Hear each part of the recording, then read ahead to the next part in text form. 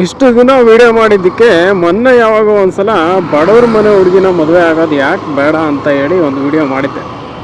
ಆ ವಿಡಿಯೋಗೆ ಅಲ್ಪ ಸ್ವಲ್ಪ ವ್ಯೂಸ್ ಬಂದಿದೆ ಮತ್ತು ಇಂಪ್ರೆಷನ್ ರೇಟ್ ಜಾಸ್ತಿ ಆಗಿದೆ. ಅಂದರೆ ತಮ್ಮನೇಲಿ ನೋಡಿದ ತಕ್ಷಣ ಯಾರೆಲ್ಲ ಕ್ಲಿಕ್ ಮಾಡಿ ನೋಡ್ತಾ ಇದ್ದಾರೆ ಅವ್ರ ಸಂಖ್ಯೆ ಸ್ವಲ್ಪ ಜಾಸ್ತಿ ಆಗಿದೆ ಅಂತ ಯೂಟ್ಯೂಬ್ ಅವರು ರಿಪೋರ್ಟ್ ಕಳಿಸಿದ್ರು ಮೊನ್ನೆ.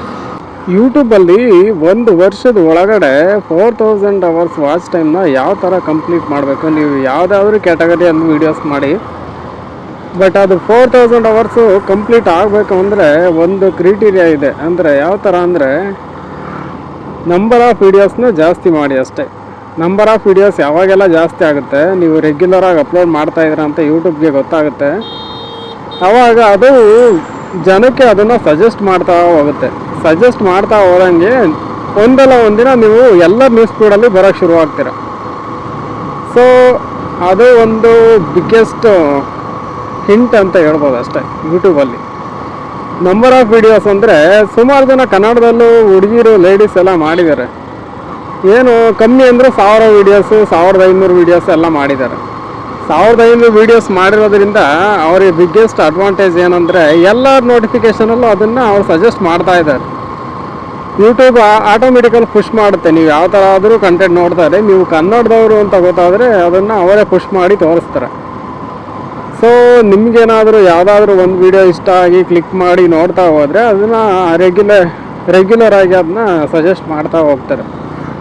ಸೊ ನಂಬರ್ ಆಫ್ ವೀಡಿಯೋಸ್ ಜಾಸ್ತಿ ಮಾಡಿದ್ರೆ ಇರೋ ಅಡ್ವಾಂಟೇಜ್ ಅದೇ. ಫಸ್ಟು ರೈಟ್ ಸೈಡ್ ಮಿರರ್ ಹಾಕ್ಸ್ಬಿಡ್ಬೇಕು. ಅದಿಲ್ಲ ಅಂದರೆ ಗಾಡಿ ಓಡ್ಸೋಕ್ಕೆ ಆಗಲ್ಲ. ಮನೇಲಿರೋ ಮಿರರ್ನ ಮುರಿದೋಗಿರೋದನ್ನೇ ಅಡ್ಜಸ್ಟ್ ಮಾಡಿ ಹಂಗೆ ನಿಲ್ಲಿಸ್ಬೇಕು. ಸದ್ಯಕ್ಕಿರೋ ಫೈನಾನ್ಷಿಯಲ್ ಪ್ರಾಬ್ಲಮಿಂದ ಅದೇ ಬೆಟರ್ ಐಡಿಯಾ. ನಿಮಗೆ ಒಂದು ಫೀಲ್ಡ್ ಆಫ್ ವ್ಯೂ ಅಲ್ಟಿಮೇಟಾಗಿ ಸಿಗುತ್ತೆ, ಯಾಕಂದರೆ ಇದು ಫಾರೆಸ್ಟ್ ಏರಿಯಾ. ಇದನ್ನು ನೋಡಿ ಎಂಜಾಯ್ ಮಾಡಿ ಅಷ್ಟೆ.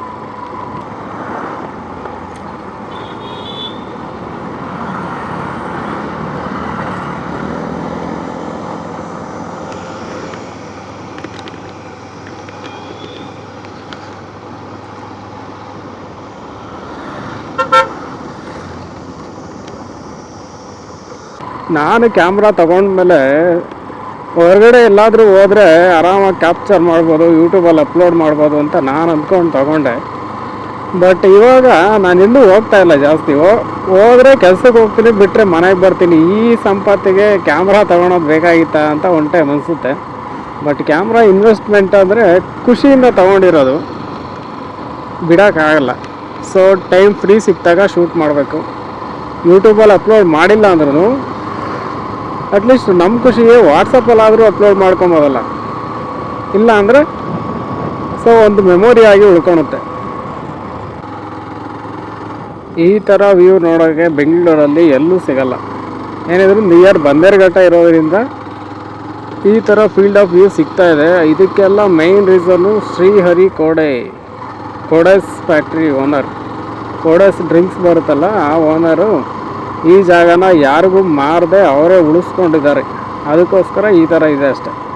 ಇವಾಗಲೂ ಇದನ್ನು ಕೊಡ್ತೀವಿ ಅಂದರೆ ತಗೊಳೋಕೆ ಸಾವಿರಾರು ಜನ ಕಾಯ್ತಾ ಇರ್ತಾರೆ. ಸ್ಕ್ವೇರ್ ಫೀಟ್ಗೆ 1,00,000 ಹೇಳೋರು ತಗೊಳೋರು ಇದ್ದಾರೆ.